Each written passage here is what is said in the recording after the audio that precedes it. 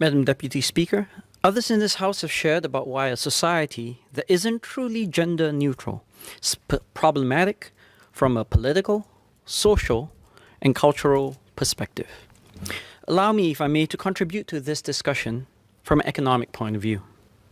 Unsurprisingly, discrimination of any form, whether on the basis of race, religion, or gender, entails not just visible costs to the social and moral fabric of society, it also embeds hidden, or at least underappreciated, costs for the functioning of our economy. In this speech, I wish to bring some of these potentially hidden costs to light. There's now a substantial body of evidence pointing to the importance of gender equality for economic development. Economic historians have argued that one of the important contributors to the Great Divergence, when European civilization was able to overtake Qing China, Mughal India, and Tokugawa Japan, and that difference was the so-called European marriage pattern, a pattern of delayed female marriage, elevated female celibacy, and the formation of small, nuclear family households. The idea is that by improving the position of women, this pattern increases both labor force participation and encourages greater investment in human capital, which serves to promote long-term economic growth. This argument has since been rigorously tested against data from around the world, and the results are clear. Greater gender equality tends to be associated with higher growth. Remarkably, the relationship works both ways. Not only does empowering women benefit development, but development in and of itself can also be a force for suppressing gender inequality, which holds the potential for a virtuous cycle of ever greater empowerment followed by development. Remarkably, this insight that gender inequality and female empowerment are a force for economic progress was most pithily expressed not by a paragon of capitalism, but by an icon of communism. In encouraging women to pursue education and work outside of home, Chairman Mao Zedong famously proclaimed that 妇女能顶半边天, or literally, women hold up half the sky, an allusion to how women can and do contribute mightily to the success of the economic endeavors of a nation.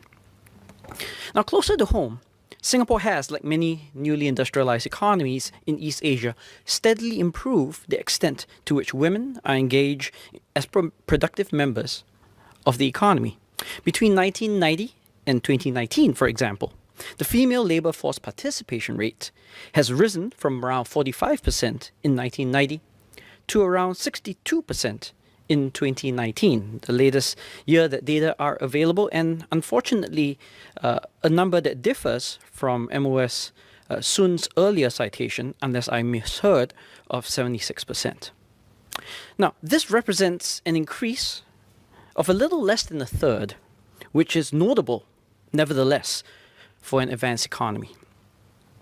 It is also significantly higher than rates among our NIE peers, which average closer to 53%, and also surpasses that of developed southern European nations such as Greece and Italy, where participation hovers in the low to mid-40s. Clearly, we have, even in more recent times, managed to encourage the entry of women into formal employment. Alas, this impressive quantitative success masks some deeper and possibly more worrisome pathology. For starters, participation has actually trended slightly down over the past 5 years. Now, to be clear, I'm not by any stretch of the imagination suggesting that women should always seek to increase their engagement in the workforce, come what may. Indeed, some retreat from working life may well be a calculated choice, reflecting a desire to spend more time in homemaking or the pursuit of other interests such as hobbies or philanthropy, which may be enabled by higher incomes from the main breadwinner. But we should not be blind to the possibility that some of the fastest growing sectors, such as technology, finance, and data science, are famously male-dominated, and reduced participation could be symptomatic of the difficulty that women face in breaking into such lucrative professions, thereby inhibiting the further expansion of labour market entry by women. Furthermore, there remains a significant imbalance in the participation rates of men versus women. Over the same period, the male participation rate continued to outstrip that of women, ranging between 78 and 79% over the past 3 decades. Put another way, the ratio of female to male labour force participation is about 0.79, substantially below Scandinavian countries, where the ratio is closer to 0.9. So we know, at least, that greater egalitarianism is eminently possible. Another reason that constrains further participation by Singaporean women is that they are still often expected to take on the primary responsibilities of caregiving and housework in the family. Hence, asking women to hold down a job and advance their careers while also taking on domestic work effectively consigns women to a double shift, or equivalently juggling 2 jobs. Often the added burden compels them to either leave the workforce or reduce their hours to part-time employment. The numbers corroborate this story. In Singapore, 83.4% of married men were employed in 2017, while in contrast, only 63.3% of married women stayed in the workforce. By a similar token, women are overrepresented in part-time jobs. For that same year, women accounted for 64% of part-time labour force participation, almost twice as many as men, who accounted for the remaining 36%. This latter statistic underscores the main obstacle preventing greater female labour force participation: time constraints. Of course, working time could well be a lifestyle choice, as I alluded to earlier, which should be available regardless of gender. But with only 47% of firms in Singapore offering full-time, flexible work arrangements, many women find themselves taking on part-time jobs not necessarily by choice, but rather because their employer either refuses or fails to offer alternatives that would allow them to continue working full-time, especially after the birth of a child. In my meetings with residents, I have had many women express their difficulty in convincing their employer to agree to more flexible work arrangements, which relegates them effectively to part-time status. A third force may discourage women from entering the labour force with more vigour: the gender pay gap. In Singapore, this income differential is around average compared to other industrialised economies at about 16.3%. To put this number in context, though, this gap implies that to a worker earning the median salary over a 40-year career, this discount experienced by women amounts to a little more than $1/3 Now, of course, women's career choices and progression paths based on differences in personality and preferences, along with the values placed on workplace flexibility and societal norms surrounding certain gender roles, do affect this difference. So to compare durians to durians, it is necessary to account for these observable and explainable differences. Doing so turns out to halve the gap to around 6%. This is smaller, but still non-trivial. After all, this is the average annual increment over 2 to 3 years, which never goes away. Furthermore, we do ourselves a disservice if we simply accept that wage differences can be accounted for and hence excusable. After all, as I explained above, the desire for flexibility should be regarded as an accommodation to a woman for taking on the additional unpaid duties at home, not a perk that would engender, no pun intended, a discount to this worker's salary. Similarly, societal norms about the appropriateness of certain jobs for women, such as in tech and finance, as mentioned earlier, can and should be changed, as there's little clear inherent advantage held by those possessing the Y chromosome in performing these jobs. Clearly, Madam Deputy Speaker, these subtle forms of gender discrimination in the workplace, expressed in dollars and cents, remains real and present in the contemporary Singaporean economy. COVID-19 has now presented itself as a genuine opportunity for us to seize upon and rectify this discrimination. On one hand, the pandemic has hit women harder than men. The need to take on an even greater burden of managing the household as they work from home has meant lower productivity, higher stress, and greater burnout. Such feelings of stress experienced by those working from home even outstrip the amounts reported among frontline workers. If doing double shift as a woman was already stressful pre-pandemic, how much more difficult would this have been when parents also had to take on the educational and childcare responsibilities during lockdown periods, such as the circuit breaker in 2020 or phase 2 heightened alert this year. Hence, many women went from a dreaded double shift to an unbearable triple. But the pandemic has also starkly revealed how working from home was not just plausible, but more than possible. It strikes me that firms expecting a return to business as usual look increasingly misguided. Much like how the Black Death permanently catalyzed a dramatic realignment of wages in medieval Europe, COVID-19 will induce a comparable rethinking of employer-employee relationships. The future of work may well be irreversibly flexible. Will government follow this trend then, in institutionalizing clear, flexible work arrangements, starting with the civil service?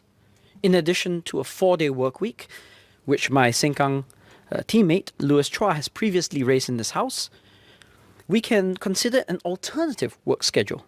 Add an hour to each workday, which adds up to a long weekend every fortnight. I'm certain that many working mothers, and fathers for that matter, would value the opportunity to spend an additional day with their children, enjoy a long weekend, or even to attend to more mundane chores that are easiest to perform on a weekday.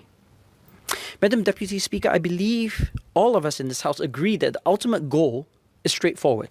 We strive for a Singaporean workplace where one's gender has no bearing whatsoever on one's ability to succeed.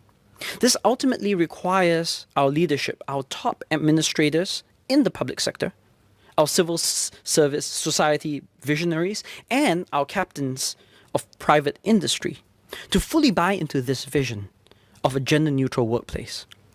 But in the meantime, to get there from here, we will require policy changes, policy nudges, and there remains an insufficient number of female leaders to ensure that diversity and inclusion expands organically. That is why the demonstration effect from government is so crucial. There are many practical steps to promote greater gender diversity in corporate leadership. Hurdles for women to participate in high-performance leadership training, such as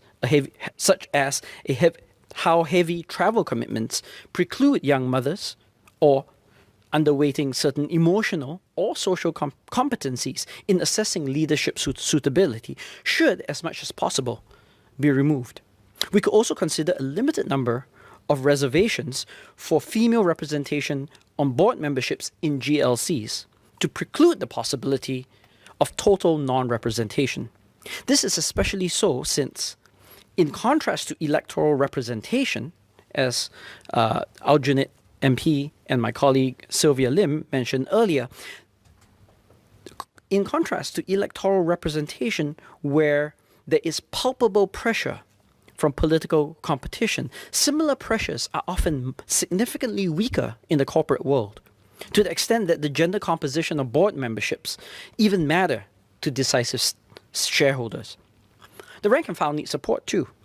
Under Prime Minister Abe Shinzo, Japan made enormous strides in increasing the participation of women in its traditionally male-dominated offices by dramatically expanding childcare facilities for working mothers.